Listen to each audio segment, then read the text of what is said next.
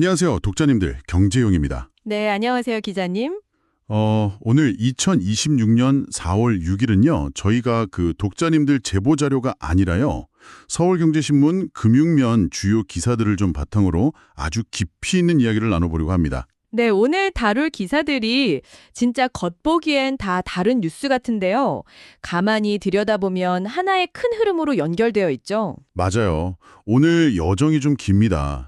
먼저 그 거시적인 부동산 PF 위기, 그리고 막 옥죄어오는 가계대출 규제 흐름부터 좀 짚어보고요. 그리고 지금 금융권이 생존을 위해서 완전히 체질을 바꾸고 있는 최첨단 AI 혁신 이야기도 준비되어 있습니다. 네네. 거기다가 마지막으로는 그 차가운 숫자를 넘어서 정말 사람의 마음으로 감동적인 연체율 방어를 이뤄낸 동네 마을금고 이야기까지 쭉 연결해 볼 거니까요. 독자님들 끝까지 함께해 주시면 좋겠습니다. 네, 그럼 바로 가장 큰 뇌관부터 열어보죠, 기자님.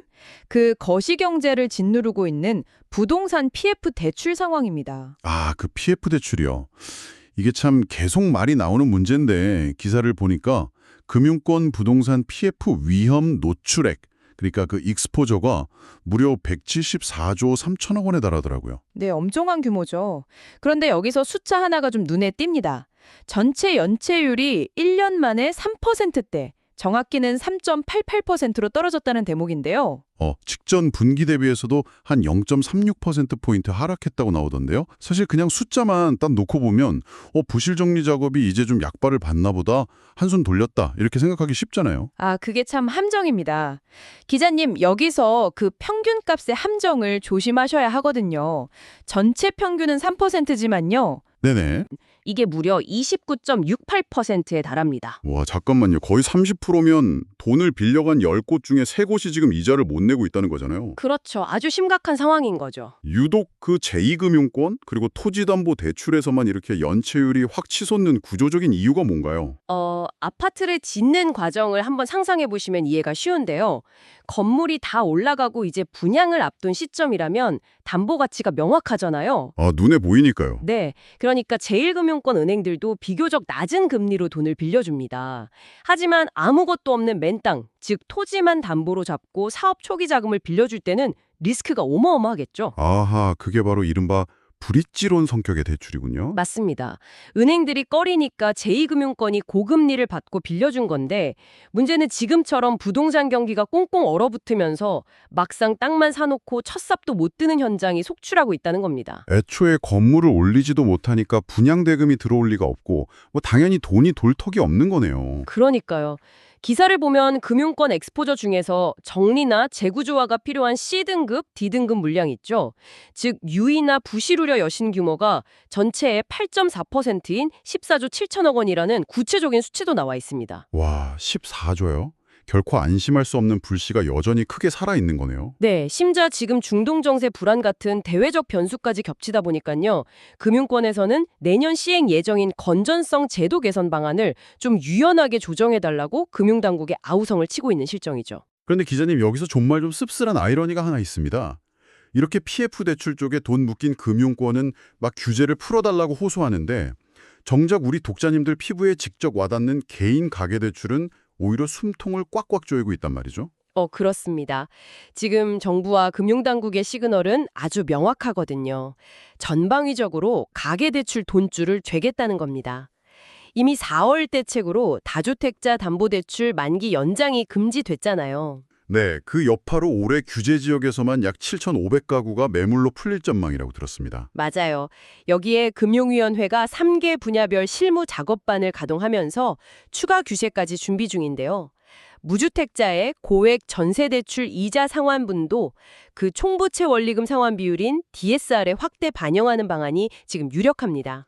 아, 독자님들 중에는 사실 DSR이나 RWA 같은 금융용어 나올 때마다 약간 좀 피로감을 느끼실 수도 있거든요. 네, 용어가 좀 딱딱하죠. 특히 이번 기사에서 은행주택담보대출 공급을 줄이려고 위용가중치, 이른바 RWA를 현행 20%에서 25%까지 상향하는 논의가 진행 중이라고 하는데요. 이게 독자님들이 은행 창구에 갔을 때 어떤 물리적 영향을 미치는 건지 좀 피부에 와닿게 비유를 해주실 수 있을까요? RWA 상향은 쉽게 말해서 은행이 의무적으로 꽁꽁 묶어둬야 하는 비상금 비율을 나라에서 강제로 늘리는 거라고 보시면 됩니다. 비상금 비율이요? 네, 은행을 하나의 거대한 피자 가게라고 한번 가정해 보죠.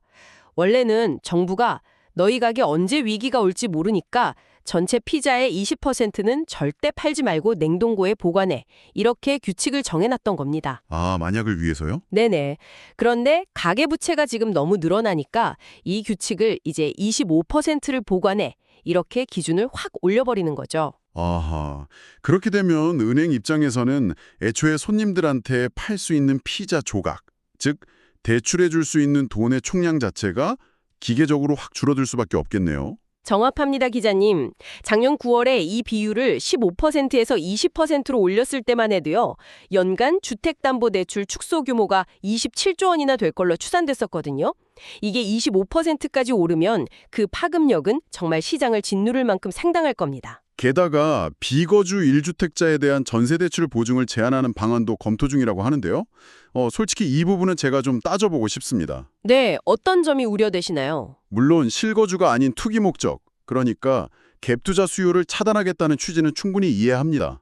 하지만 직장 발령이나 자녀 학교 문제 때문에 어쩔 수 없이 내 집을 놔두고 다른 동네에 전세를 구해서 떨어져 사는 독자님들도 엄청나게 많으실 텐데요. 맞아요. 현장에는 그런 분들이 아주 많죠. 이런 분들에게까지 전세대출 보증을 제한하는 건 너무 가혹한 처사 아닐까요?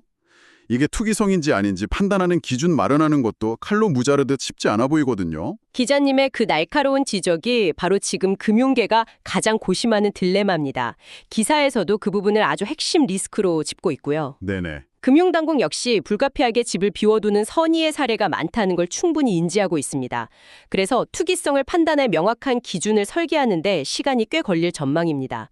의도치 않은 피해자가 발생하지 않도록 그 어느 때보다 촘촘한 설계가 요구되는 시점인 거죠. 자, 이렇게 거시지표는 흔들리고 가계대출 문턱은 막 높아지고 규제는 겹겹이 쌓이는 상황입니다. 네, 아주 사면초가죠. 대형 금융사들 입장에서는 살아남기 위해 어떻게든 비용을 줄이고 효율을 극한으로 끌어올려야 할 텐데요. 이들이 빼든 생존의 칼이 바로 인공지능이었습니다. 삼성금융계열사들이 올해를 인공지능 전환, 즉 AX의 원년으로 선포했다는 소식이 참 눈길을 끄는데요. 네, 이제 금융업에서 AI는 그냥 도입하면 폼나는 신기술 정도가 아니고요. 생존을 위한 체질 개선의 핵심 엔진이 되었습니다. 삼성생명은 관련 전담 인력만 126명으로 대폭 확대 편성했거든요. 와, 126명이요? 네, 이들의 최종 목표는 명확합니다. 계약 자동 심사부터 보험금 지급까지 사람의 개입을 최소화하고 AI가 모든 과정을 아주 유기적으로 처리하겠다는 거죠. 기사를 보니까 OCR, 그러니까 광학문자 인식 기술을 막 고도화한다고 하더라고요. 우리가 영수증 사진 찍으면 자동으로 텍스트로 변환해주는 기술이잖아요. 네네, 맞습니다. 심지어 삼성화재는 AI 의료 심사까지 도입했습니다. 그 방대한 진단서나 복잡한 수술 기록지를 기계가 알아서 읽고 보험금을 줄지 말지 스스로 판단한다는 건데 이게 사람이 일일이 수기로 검토하던 시간을 완전히 대폭 단축하겠다는 전략이네요. 맞아요. 수백만 건의 서류 오류를 잡아내고 심사 대상을 분류하는 이런 기초 작업은 사실 사람의 기계를 결코 이길 수 없습니다. 효율성 측면에서는 아주 압도적이죠. 제가 제일 흥미롭게 본 건 시뮬레이션 서비스였습니다. 누적된 데이터를 바탕으로 실제 고객과 유사한 상담 시나리오를 AI가 척척 만들어준다는 거잖아요. 네, 영업 과외를 해주는 거죠. 이제 갓 입사한 보험 설계사분들이 그 깐깐한 사람 선배한테 막 혼나면서 영업을 배우는 게 아니라 아주 친절한 AI 선배를 상대로 무한정 영업 과외를 받는 시대가 온 거군요. 영업 교육부터 콜센터의 대화형 AI 음성봇까지 말 그대로 전방위적인 자동화가 이루어지고 있습니다. 그런데 기자님, 한편으로는 좀 서늘한 우려도 듭니다. 교통사고나 중증 질병 같은 사안은 정말 사람마다 엄청 억울하고 예외적인 사연들이 존재하잖아요. 그렇죠. 각자 사연이 다 다르죠. 그 방대한 의료 데이터만 맹신하는 AI가 딱 알고리즘 규정만 들이밀고 기계적으로 보험금 지급을 거절해버린다면 어떨까요? 서류에는 담기지 않은 고객의 특수한 맥락이 완전히 무시당하는 아주 차가운 결과가 나올 수도 있지 않습니까? 훌륭한 통찰이십니다. 기업이 추구하는 효율상 극대화와 금융 소비자의 권리 보호가 정면으로 충돌하는 지점이죠. 네네. 다행히 삼성생명 측도 이런 리스크를 심각하게 인지하고 있습니다. 기사에 따르면 올해 상반기 중에 단순히 기술만 막 도입하는 게 아니라 AI 기본법 준수나 고객 보호를 위한 거버넌스 체계, 즉 윤리적 가이드라인을 먼저 탄탄히 구축하는 데 집중하고 있다고 합니다. 아, 안전장치를 먼저 만드는 거군요. 네, 기술의 오판으로부터 사각지대에 놓일 수 있는 고객을 지켜줄 강력한 방패가 필수적이니까요. 혁신이란 이름 뒤에 숨겨질 수 있는 부작용을 정말 꼼꼼히 지켜봐야겠습니다. 자, 지금까지 거대 금융사들이 AI를 통해 인건비를 줄이고 이 효율의 끝판왕을 달리는 차가운 현실을 보셨는데요. 네. 여기서 분위기를 완전히 반전시켜 보겠습니다. 모두가 효율만 외칠 때 오직 사람과 지역사회라는 가장 아날로그적인 관계망에 투자해서 그 어떤 AI보다 단단한 방패를 만들어낸 동네 마을금고가 있습니다. 아, 서울신당 1, 2, 3동 새마을금고 이야기군요. 오늘 다루는 모단 소식 중에 가장 마음이 따뜻해지는 동시에 금융의 본질이 무엇인지 아주 날카롭게 보여주는 상징적인 사례죠. 장명철 이사장이 이끄는 이 금고는 2020년부터 사랑의 좀돌이라는 환원 사업을 시작했습니다. 사랑의 좀돌이요? 네, 이게 단순히 연말에 쌀 몇 포대 돌리는 수준이 아니거든요. 지역 노년층을 위해 전기밥솥, 에어컨 청소기 지원은 물론이고 집수리까지 도맡아 합니다. 형편이 어려운 학생들에게 장학금을 주면서 지난 6년간 무려 1억 3천만 원을 동네에 아낌없이 풀었죠. 와, 1억 3천만 원이요. 저는 이 기사를 보면서 사실 가장 놀랐던 게요. 동대문 패션 도소매 상권과 그 신당동 떡볶이촌 상인들을 위한 야간 방문 수납 서비스였습니다. 아, 그 밤에 직접 찾아가는 서비스죠? 네네, 상인분들이 낮에는 바빠서 가게를 비울 수 없으니까 은행 직원이 밤에 직접 시장을 돌면서 현금을 수금해주는 서비스인데요. 무려 2000년에 새마을금고 최초로 도입했다고 해요. 정말 오래됐죠? 인건비와 효율성만 따지는 그 요즘 AI 금융 트렌드의 잣대로 딱 보면 저 야간 수납 서비스야말로 돈만 많이 들고 비효율적인, 진짜 당장 없애버려야 할 1순위 사업 아닙니까? 그렇죠. 엑셀 스프레드시트에 찍히는 그 단기적인 수익성만 보면 절대 할 수 없는 일입니다. 하지만 이 금고는 숫자가 아닌 철학을 믿은 거죠. 어떤 철학이죠? 상인들이 생업을 이어가야 지역 경제가 살고 지역 경제가 살아야 우리 금고도 산다는 아주 단순하지만 묵직한 진리입니다. 아, 그 믿음이 증명된 사건이 바로 2019년 그 제일평화시정 대형 화재 참사 때였잖아요. 맞아요. 그때 참 안타까웠죠. 당시에 금고 본점 건물까지 피해를 입어서 본인들도 당장 정상 영업이 불가능한 최악의 상황이었는데 오히려 다른 상가에 막 임시 사무실을 열고 화재 피해 상인들에게 37억 원의 긴급 자금을 연 2%라는 초저금리로 지원했습니다. 정말 대단한 결단이었죠. 2008년부터 서민 정책대출로 취급한 금액만 3천억 원이라고 하니까요. 동네 금융이 비 올 때 어떻게 우산을 씌워줘야 하는지 제대로 보여준 셈입니다. 기자님, 놀라운 반전은 바로 여기서부터 시작됩니다. 아까 저희가 방송 초반에 제2금융권 토지담보대출 연체율이 30% 육박하면서 위기가 닥쳤다고 말씀드렸잖아요. 네네, 거의 30%라고 해서 제가 엄청 놀랐었죠. 그런데 이토록 상인들에게 돈을 막 퍼주듯 지원했던 신당동 새마을금고의 연체율, 과연 몇 프로일까요? 단 3%에 불과합니다. 와, 3%요? 대박이네요. 네, 자산은 6,431억 원으로 불어났고요. 순이익 25억 원을 달성하면서 흑자 전환까지 성공했습니다. 심지어 대규모 불법 대출로 완전히 망가져서 해산했던 청구동 새마을금고를 흡수 합병하고도 이런 엄청난 건전성을 유지하고 있는 겁니다. 와, 29%대 3%라니. 이 숫자의 차이가 주는 울림이 정말 엄청납니다. 상식적으로 생각해보면 그런 부실 덩어리 은행을 흡수하면 내 건전성 지표도 같이 박살나야 정상이잖아요. 당연히 그렇다고 생각하겠죠. 그런데 오히려 밤마다 시장을 돌며 상인들 손을 맞잡고 수금했던 그 수고로움이 엄청난 유대감을 만들었고 그 유대감이 연체율 3%라는 기적의 리스크 관리 방패가 되어준 거네요. 네, 바로 그겁니다. 마치 사람과 사람 사이의 신뢰로 한 땀 한 땀 짜는 그물망이 그 수백억짜리 첨단 AI 알고리즘보다 훨씬 더 완벽하게 부실을 막아낸 것 같습니다. 아주 탁월한 비유십니다, 기자님. 당장의 이익만 좇아서 무리한 부동산 PF에 돈을 쏟아부었던 대형 금융사들이 연체율 늪에 빠져서 막 허덕일 때요.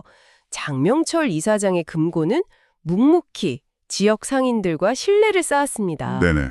내가 정말 힘들 때 아무 조건 없이 나를 살려준 은행이라면 상인들도 어떻게든 이악 물고 빚을 먼저 갚으려고 하겠죠. 은혜를 갚는 마음이 생기겠네요. 네, 이것이 바로 어떤 AI도 계산식에 담을 수 없는 관계의 힘이자 금융의 가장 원초적인 본질입니다. 자산 1조 원이라는 단순한 숫자 달성보다 고객에게 우리 금고는 안전하다라는 인식을 심어주는 게 먼저라는 이들의 철학이 완벽하게 증명된 겁니다.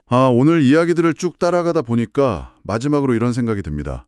앞으로 금융의 모든 것이 그 차가운 AI와 자동화로 완전히 대체되는 세상이 오긴 오겠죠. 네, 흐름을 막을 수는 없겠죠. 하지만 역설적으로 엑셀표의 숫자 너머에 있는 내 억울한 상황을 이해해주고 밤늦게 찾아와 손을 잡아주는 이런 사람 냄새나는 관계야말로 미래에는 우리가 돈을 더 지불하고서라도 꼭 누리고 싶은 최고의 프리미엄 서비스가 되지 않을까요? 네, 정말 깊이 공감되는 말씀입니다.